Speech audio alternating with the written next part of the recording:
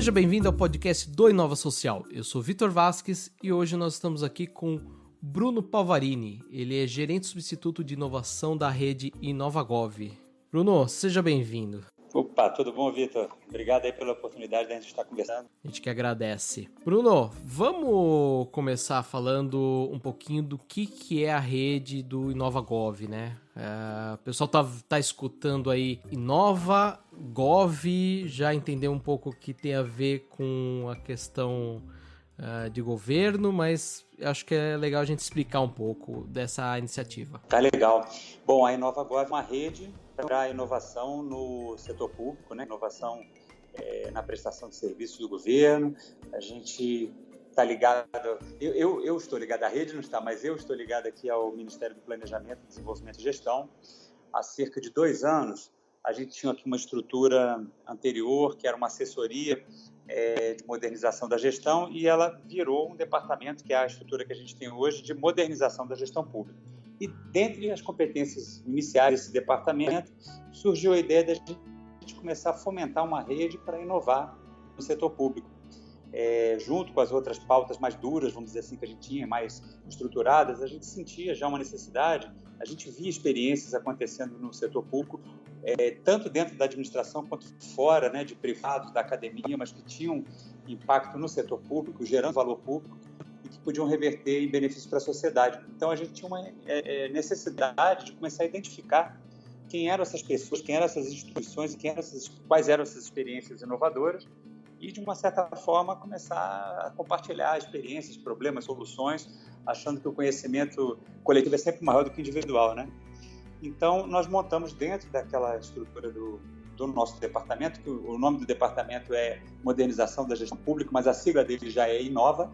Então, a gente resolveu fazer a rede InovaGov, começando junto com 2 parceiros dentro da administração, que foram o TCU e o Conselho de Justiça Federal.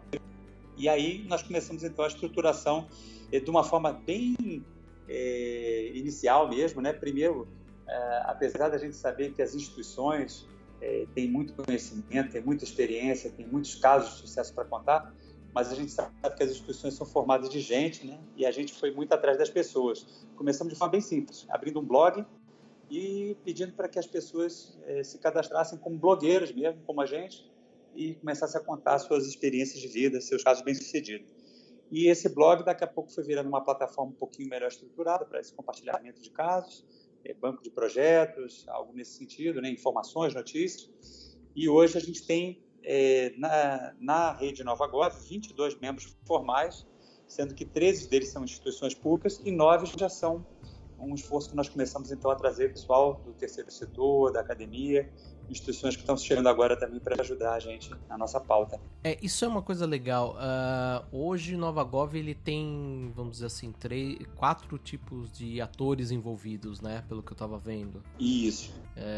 Seria o setor público, o privado do ponto de vista dos empreendedores, a sociedade civil, que é a representação, né? Isso. E o setor acadêmico. É verdade. A gente, já desde o começo, mesmo sem ter no primeiro ano a possibilidade, né, a gente tentou fazer primeiro um movimento mais junto do setor público mesmo, mas a gente já desde o começo já tinha essa semente, olha, se a gente quer falar de setor público, de benefício do setor público, né, de geração de valor público, a gente não pode deixar de fora nenhum desses perfis, público, privado, sociedade civil e academia.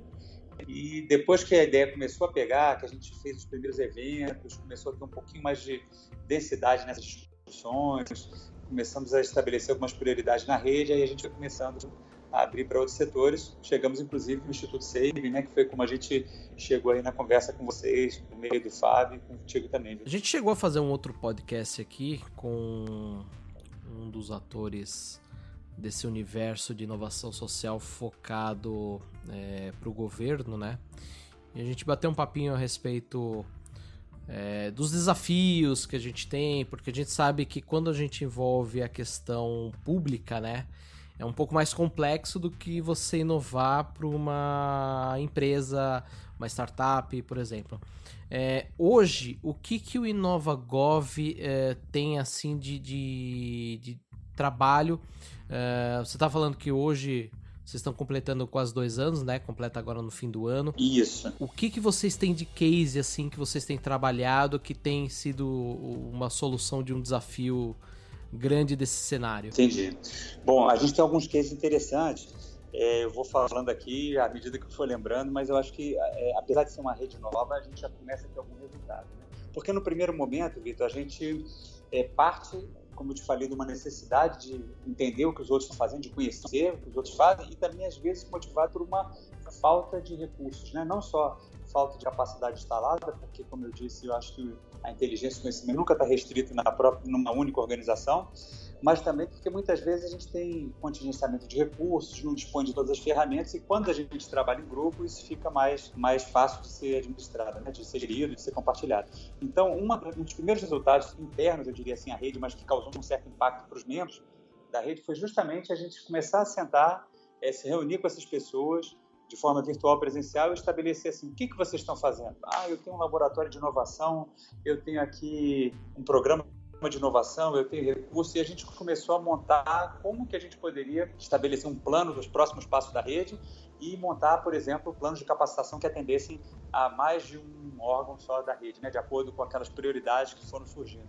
Então, isso logo no primeiro ano, assim, no ano passado, já começou a trazer algum impacto, né? A gente começar a fazer oficinas cruzadas entre nós, um laboratório de inovação, por exemplo, da ENAP, né, que o Genova, que é um laboratório muito interessante, que tem participação, né, parceria com órgãos internacionais, como o Mind Lab da Dinamarca, que é uma referência em laboratório de inovação de governo.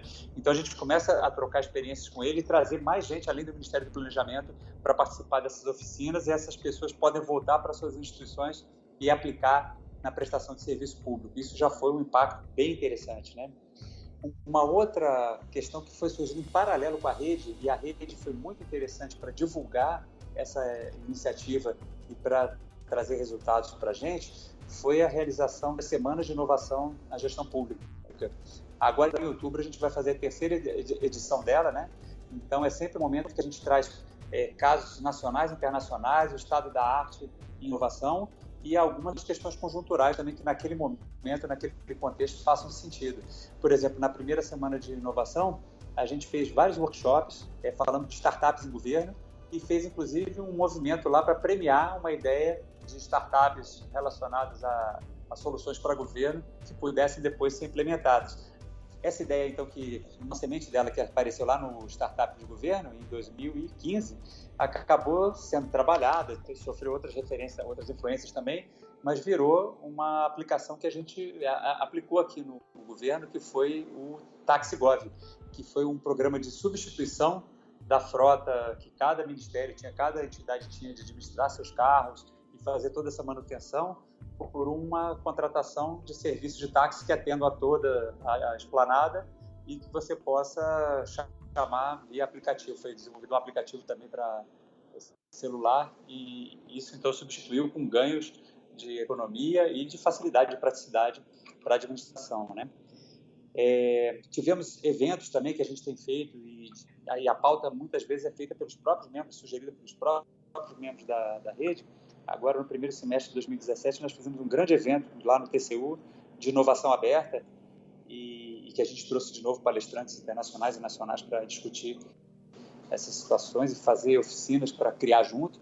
E o que eu acho bacana é que cada encontro desse de inovação que a gente promove, que a rede promove, a gente nota que não só o nosso conhecimento vai aumentando, não só os temas vão ficando mais interessantes, mas o formato do evento parece que vai ficando mais inovador também. Então, as pessoas têm toda a liberdade para ir nesses eventos e depois dizer para a gente assim, achei muito legal, mas eu quero, junto com palestras teóricas, eu quero construir junto. Eu prefiro mesas redondas que o público possa participar e debater um assunto do que ficar só ouvindo durante 2 horas uma fala de um ente de governo. Por que vocês não substituem o tempo de uma mesa de abertura por algo mais participativo, né? Fazem stands em que as pessoas possam explicar seus casos, demonstrar seus casos de sucesso, e o público vai rodando entre eles. Então, a gente está aprendendo muito e tem sido bem interessante essa jornada de 2 anos.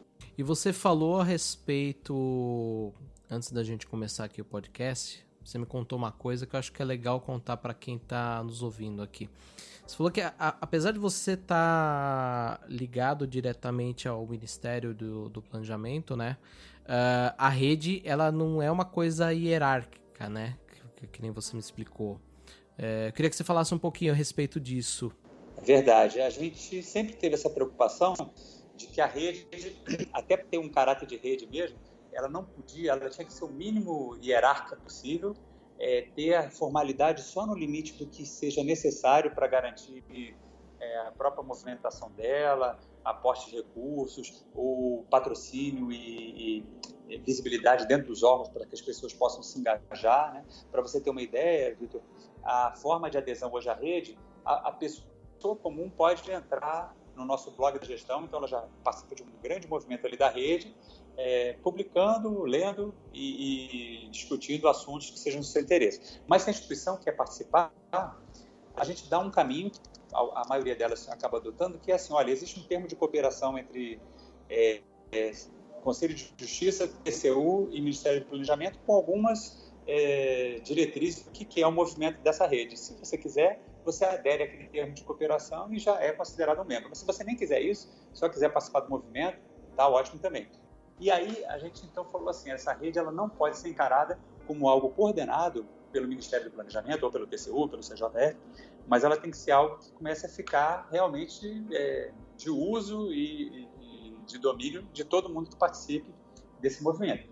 Lógico que para começar uma rede, um movimento desse, é interessante no primeiro momento alguns animadores, né? Alguém que deixe sempre uma pauta presente, que cutuque os outros e que até dispõe de alguma plataforma tecnológica para compartilhamento, algum instrumento de formalização, como eu falei, muito mais para que as pessoas se sintam mais seguras, né? E aí o Ministério tem feito bastante esse papel, mas a gente tem total consciência e acredita mesmo que essa rede ela não é do Ministério do Planejamento, ela é muito maior, é de todos os membros que fazem parte dela.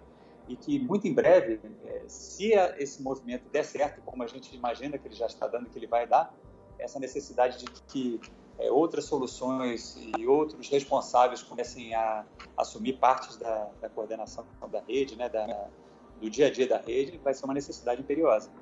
Se ela der certo, ela não pode ficar estruturada na mão de ninguém, não pode ser vista como algo hierárquico. Ela tem que dar certo, né? A gente precisa aplicar a inovação nesse cenário, né? Eu sou suspeito para falar, eu acho que ela já está dando certo, né? Mas a velocidade dela, a gente sabe que ela pode exponenciar, né? Esse movimento ele pode ficar muito mais rápido e com resultados bem efetivos para a sociedade. Ô Bruno, e falando um pouquinho de desafios desse cenário do setor público, você deu um exemplo aí do aplicativo, né?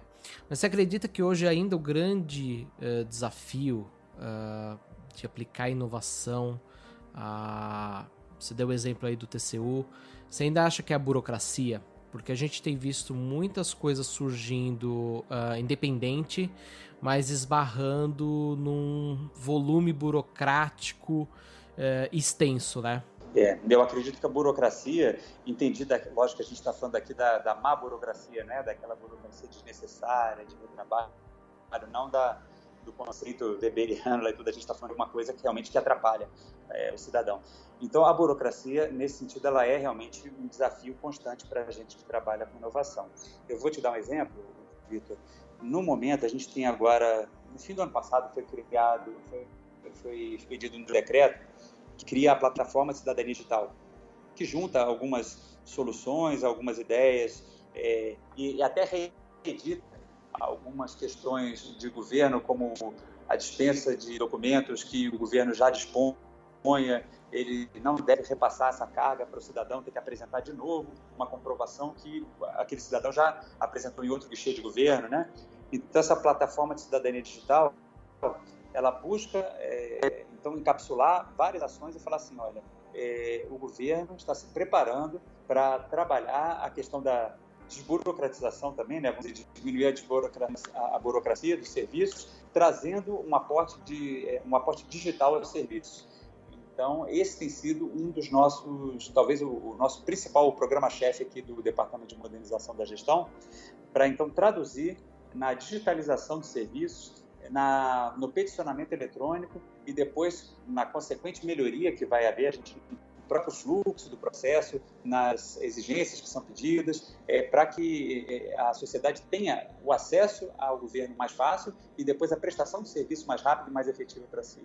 Né? Então, a gente sabe que a burocracia é mesmo um problema. Como outro dia alguém numa reunião disse, o saudoso ministro Hélio Beltrão falava que a burocracia é que nem erva daninha. Se a gente não estiver sempre capinando, ela volta a nascer e ela arranja meios de abraçar o setor público, né? Então, a gente sabe que é um trabalho contínuo e nós estamos agora casando essa ideia da plataforma de cidadania digital totalmente com as nossas ações de modernização.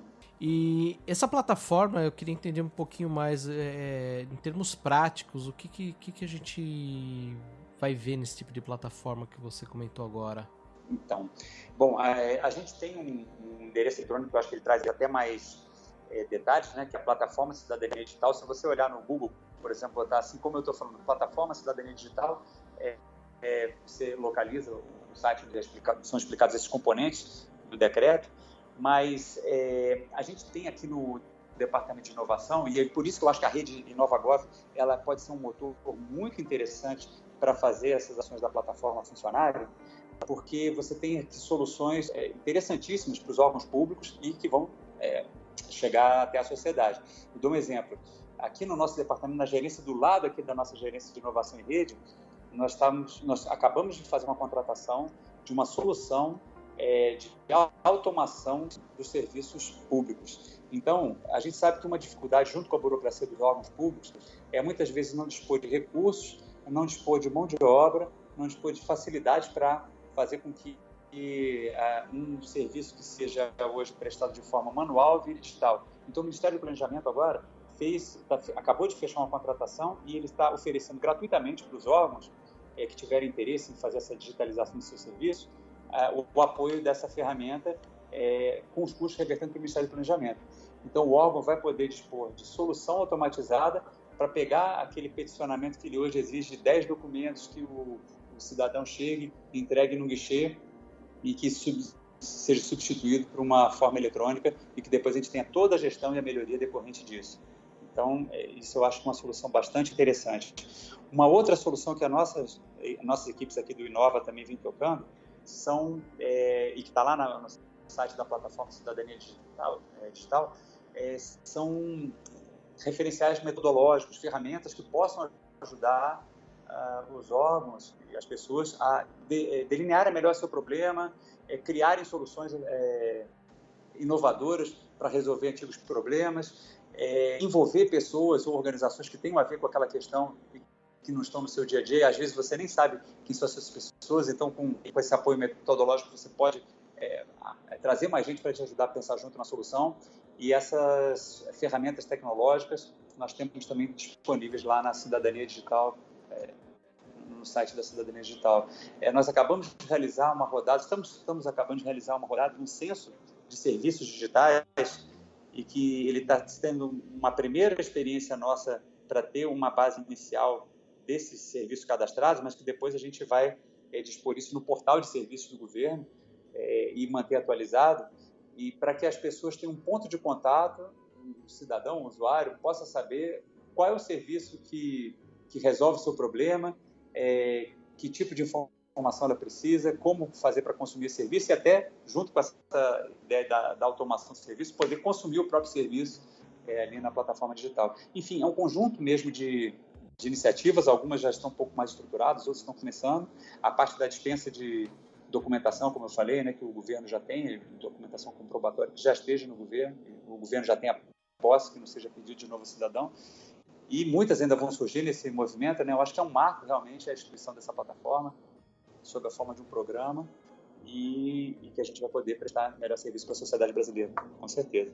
E você falou uma coisa interessante, eu acho que não é só trazer a solução pronta, né? Mas também disseminar, incentivar a trazer a sociedade civil também para trazer soluções, né, para o governo, né? Porque a gente... Com certeza. Isso foi uma discussão que a gente até teve num dos podcasts aqui do Inova, que nem sempre... a gente vê muito assim, é do governo pro cidadão, né? E a gente não vê o contrário, a gente esquece às vezes também que o social tem a ver com a sociedade como um todo, né? Então, claro, a gente... É bidirecional, né? Exatamente, o top-down, né, na verdade. A gente esquece que tem que ter essa conversa dos dois lados, né?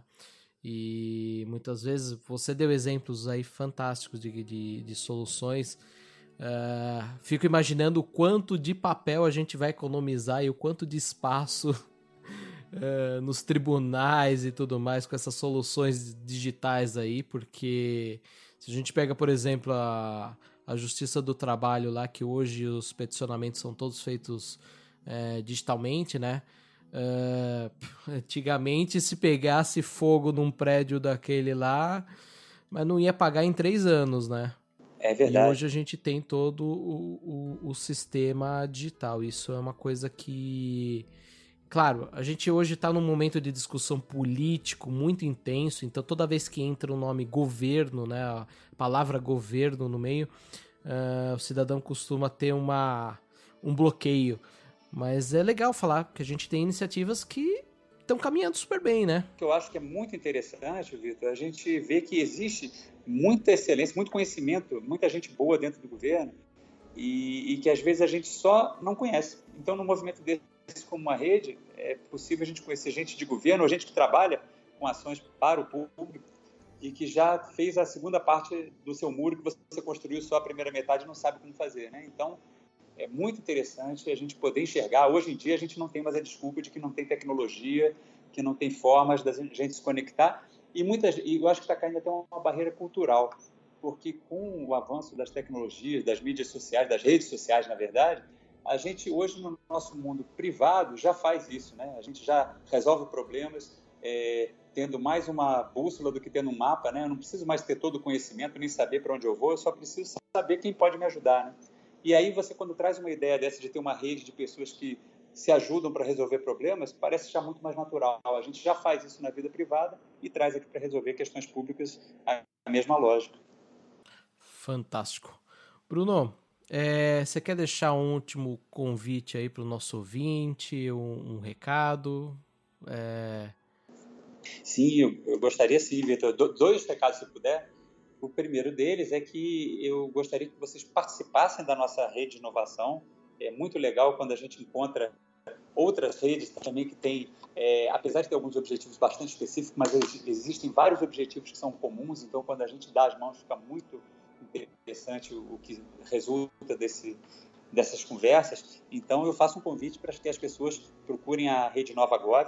Hoje nós estamos num momento justamente de troca de uma plataforma. A gente está numa plataforma mais simples e eu acredito que um mês e meio no máximo, a gente deve ir para uma melhor. Mas hoje, quem procurar Rede Nova Gov, blogspot.com, né? A gente está ainda dentro desse ambiente do Google, vai encontrar lá a nossa discussão e pode até se cadastrar como blogueiro, né? Participar das discussões do Nova Gov.